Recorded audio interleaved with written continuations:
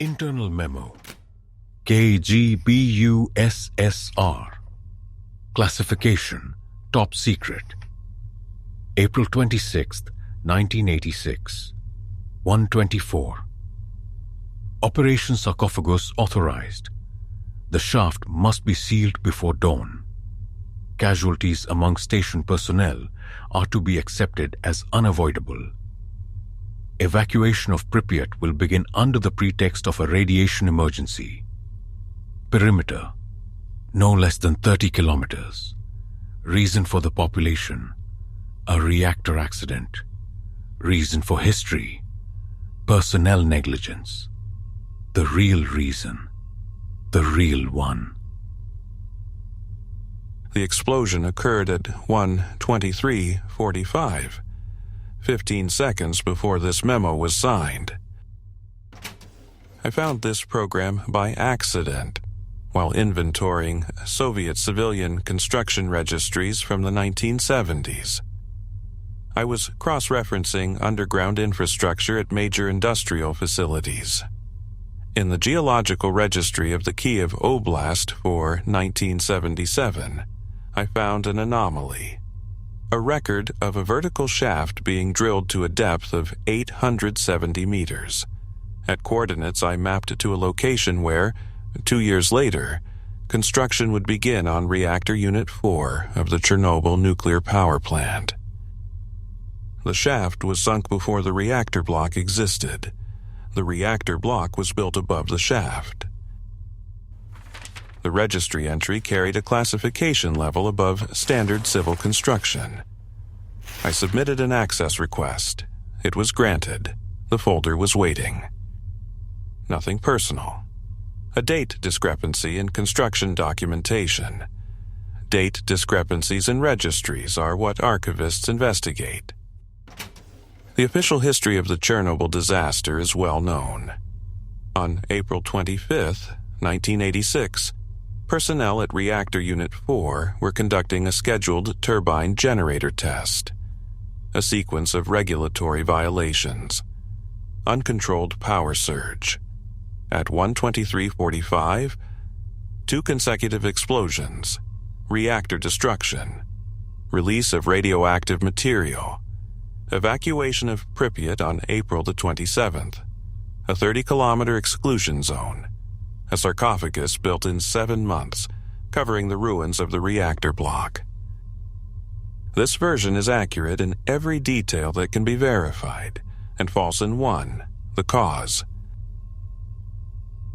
The program was called Object Shelter, Obyekt Ukrytye. This was the second use of that phrase. The first was the official name of the sarcophagus above Reactor Unit 4. In Soviet documents, coincidences like this do not occur by accident. In 1986, the Soviet state told the world that a reactor exploded because of human error. They evacuated 30,000 people. They built a concrete tomb over the ruins. But some secrets were buried deeper than concrete. Today, NordVPN lets you encrypt your data and keep your digital footprint hidden from those who would rather you didn't ask questions. Check the link in the pinned comment for an exclusive deal. Drilling on the shaft began in October 1977. The work was led by geologist Viktor Martynov, 43 years old, from the Institute of Mining of the Academy of Sciences. He specialized in deep drilling in difficult geological conditions, the kind of specialist hired when standard methods were insufficient. Why a specialist of his caliber was needed to drill at an industrial site where the reactor block's foundations had not yet been laid, the documents do not explain. His geological field journal is the only document in the file written without regard for classification. Field logs are written for the driller, not the auditor. Entry from December 14, 1977. Drilling depth, 340 meters. I want to document what happened last night, because by morning I may decide I dreamed it. And this should not go unrecorded. At 2:40, the drill column began vibrating in a non-standard way. Not from rock. I know how it vibrates from rock. This was something else. Rhythmic. I timed it by my watch. The interval between vibrations was approximately 8 seconds. Exactly 8. Natural vibrations are not regular. I woke the second geologist, Panchenko. He felt it too. We sat for 40 minutes. The vibration did not stop and did not change.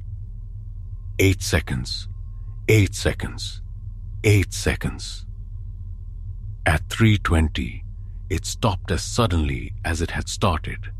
Panchenko said, "Seismic activity." I did not argue. I know what seismic activity feels like. This was not seismic activity. This was something rhythmic at a depth of 340 meters beneath our feet. Something with an interval. Something that knows how to count. Something that knows how to count. He wrote this in December 1977 and continued drilling. By March 1978, the shaft had reached its target depth, 870 meters. What happened in the lower section of the shaft during the final 3 months of drilling, Martynov does not describe in the journal. His entries for January through March 1978 consist entirely of technical data: penetration rate, rock type, drilling fluid consumption. No personal observations, not one. For a man who carefully recorded his own impressions in December, complete silence about anything unusual during 3 months of work in a shaft nearly a kilometer deep looks like a different kind of record. A record of absence. A record of what he decided not to document. After drilling was completed, the shaft was fitted out, ventilation, lighting, a lift, and transferred to the management of an entity identified in the construction registry only by a number. Not a construction authority, not an energy ministry. A number I was unable to trace in any open registry of Soviet institutions. Construction of Reactor Unit 4 began in 1979, above the shaft. Here's the first contradiction. Before going further, how the shaft disappeared from documentation. It was not classified, not removed. It vanished more neatly. The 1977 construction registry exists in 2 versions. The first, in the Regional Archive of Kyiv Oblast, which receives all construction work above a certain scale. It contains the shaft entry. The second version of the same registry, in the Central Construction Archive of the Ministry of Energy, where all Chernobyl NPP documentation was transferred. That entry is absent. Not crossed out, not redacted, simply not there, as though the page had been retypeset. If you look only in the Central Archive, the shaft never existed. If you look only in the Regional Archive, you don't know what was built above it. I looked in both. This is called cross-referencing sources. It is precisely why archivists exist. The project documentation for Reactor Unit 4, complete, detailed, preserved in the construction archives, contains no mention of the shaft. Not in the geological section, not in the underground utilities section, not in the foundations section. The reactor block's foundation is described as standard for a facility of this class. No voids, no shafts, no anomalies. The Geological Registry of 1977, the one that led me to this file, contains a record of a shaft 870 meters deep at the location beneath the future Reactor Unit 4. With contractor dates, depth, the document exists. The shaft existed. 2 construction documents about the same place. One says, standard foundation, nothing beneath it. The other says 870 meters of vertical shaft, fitted out and transferred to an unknown entity 2 years before construction began. Both documents are real, both are dated. They describe the same location. The shaft was erased from the project documentation retroactively, or was never entered into it at all. The biologist brought into the program in 1983, 3 years before the explosion, was Natalia Borisova, 51 years old, from the Institute of Biophysics in Moscow. Her specialty, bioluminescence and chemical signaling systems under conditions of high pressure and absence of light. She was brought in because what was rising from the shaft required biological classification. She was attached to the facility in March 1983, 6 years after drilling began. 6 years passed before the program decided that what was coming up from the shaft required a biologist. Or 6 years were spent establishing that it was biological. The file contains no documents explaining this gap. Only Borisova's personnel record with the date of her secondment, March 1983. And her first entry in the working log from May of the same year, consisting of one line. Samples confirmed as biological, proceeding to classification. Just that. No exclamation marks, no note about what this meant. As though by that point she already knew it would be biological, and the surprise had already passed at the briefing stage. Her report, dated September 1984. I want to record the results of 2 years of analysis of samples retrieved from depths between 340 and 780 meters because the results require precise formulation, and imprecise formulation is worse than no formulation. The samples constitute biological material, not geological, not chemical, biological. Cellular structure is present, it is organized, it is functional. The material is alive in the sense that alive means it metabolizes, it responds to stimuli, it reproduces structure. It does not correspond to any taxonomic group known to me, not bacteria, not fungi, not anything from the literature on extremophiles. The structure of the cell membrane uses mechanisms that, to my knowledge, have no evolutionary connection to any known branch of life on Earth. This does not mean the material is of extraterrestrial origin. It means it is either very ancient or has developed in complete isolation for so long that our categories do not apply to it. What concerns me more than taxonomy, the material demonstrates directed movement, not random growth, directed movement upward along the shaft, rate of movement approximately 1.2 meters per day. If this rate is constant and movement began when we opened the shaft in 1977, the front should currently be at approximately 340 meters from the surface. This coincides with the depth at which geologist Martynov recorded rhythmic vibrations in December 1977. 1.2 meters per day, moving upward through the shaft. The report is dated September 1984, 18 months to April 1986. At the same rate over 18 months, another 650 meters. The shaft is 870 meters deep. Biologist Borisova understood exactly what she was calculating. Here's the second contradiction. Medical records of Chernobyl liquidators, thousands of files, partially declassified in the 1990s, describe the standard consequences of radiation exposure. Acute radiation syndrome in those who worked in the first hours. Long-term oncological risk in those who worked in the first months. An expected and documented picture.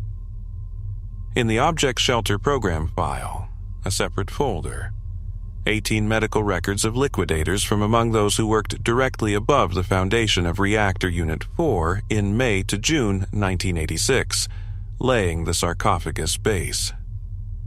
Their symptoms do not match the standard picture of radiation sickness. Do not match in type, in progression, in specificity. The primary symptom in 14 of 18. Rhythmic motor disturbances at intervals of approximately 8 seconds.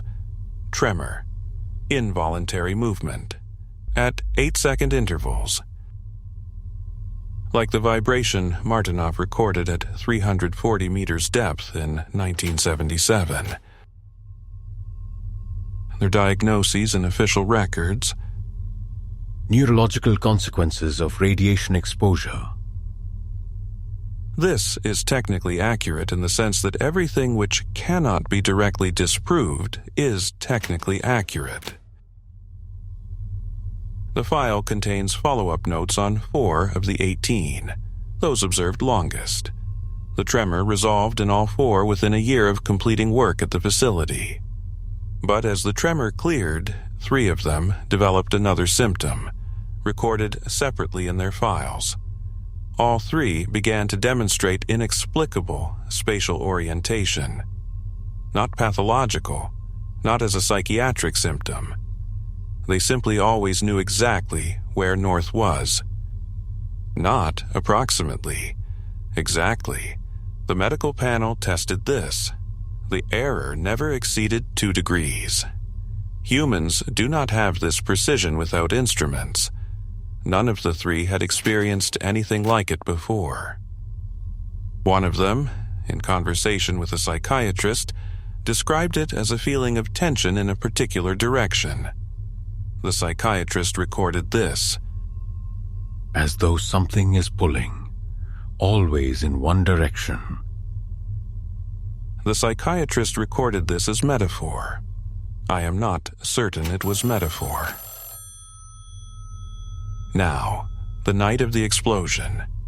A telephone recording from April 26, 1986 at 1:11, 12 minutes before the explosion, between the KGB supervisor at the facility in Moscow.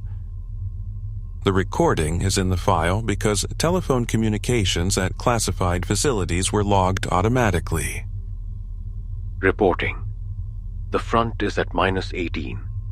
I repeat, -18. We have 6 to 8 hours remaining. Has Borisova confirmed the calculation? Borisova was evacuated 24 hours ago. The calculation is mine. 8 hours maximum. Status of Operation Sarcophagus. Full readiness. Station personnel have not been informed. The turbine test gives us the window. They are creating the conditions themselves.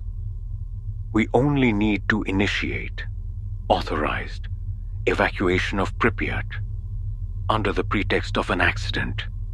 30-kilometer perimeter. The sarcophagus is to be built by winter. Supervisor, you understand that the station personnel, I understand, we have no other option. If it reaches the surface, there will be no personnel, no Pripyat, no Kyiv. I understand what I'm doing. God help you, Operation Authorized. If it reaches the surface, the supervisor knew what he was doing. He was doing it because the alternative was worse. The explosion was directed, not the accidental result of personnel error, a controlled detonation, calculated to collapse the structures of Reactor Unit 4 straight down into the shaft, with the maximum quantity of concrete and steel to the maximum achievable depth. The turbine test created the conditions. The reactor was in an unstable state, which allowed the explosion to be initiated by a small intervention that would afterward look like the next step in a chain of errors. 32 people died in the first hours, hundreds more in the months of the cleanup. This was the price the supervisor called unavoidable casualties in the memo signed at 1:24. Here's the third contradiction, the document that should not exist. The program officially concluded with the completion of the sarcophagus in November 1986. The sarcophagus sealed the shaft. Case closed. In the file, there is a document dated 2006, not Soviet, Russian. An internal report from a routine inspection of object shelter, conducted by Ukrainian and international specialists before the design phase of the new sarcophagus, the new safe confinement. A standard inspection. In the appendix to the report, data from seismic sensors installed in the base of the old sarcophagus. September 14, 2006, 0317. The sensors detected movement. Not seismic activity. Movement at a depth of 340 meters beneath the sarcophagus base. The interval between activity peaks, 8 seconds. This section of the report is classified. It is not in the public version. It is in the file as an attachment with no explanation of how it got there. Someone placed it in the program folder. Someone decided it should be alongside the other documents. The new safe confinement, the steel arch that covered the old sarcophagus in 2016, is the largest movable structure in human history. Its height, 108 meters. According to project documentation, this height is justified by the need to accommodate a crane manipulator for dismantling the old sarcophagus inside the confinement. This is a technically sound explanation. In the project documentation, there is one figure for which no explanation is given: the calculated height margin of the confinement above the technically required minimum, 40 meters. 40 meters of surplus height in a structure where every additional meter cost additional millions of euros. The project documentation does not explain why this margin is needed. 40 meters is roughly the height of a 10-story building. There is one final document I have not mentioned. It is the shortest in the file. A personnel card for Viktor Martynov, the geologist who drilled the shaft. Date of the last entry, July 1985. Current posting, not listed. Status, transferred. Transfer destination, not listed. Martynov was at the facility from 1977 to 1985. 8 years. Then, a transfer entry in blank fields. I searched for him in other registries. Found one mention, a list of attendees at a deep drilling conference in Novosibirsk, November 1985. Martynov Fort, Institute of Mining. His name does not appear among those who presented papers. He was at the conference but did not speak. His name does not appear in any registry accessible to me after that point. I do not know what he saw in the shaft during those 3 months, January, February, March 1978, about which he left no records. I know that he was silent for 3 months and that this silence is its own kind of document. I am going to close this file. The false bottom of this case became clear to me before I reached the end. I thought the catastrophe was covered up. The cause was substituted. The guilty were hidden. An ordinary story about Soviet secrecy. I was wrong. The explosion was not covered up. The explosion was the solution. The only solution that remained 12 minutes before it would have reached the surface. 32 people died in the first hours because the supervisor knew, if the shaft is not sealed now, the count will be in the millions.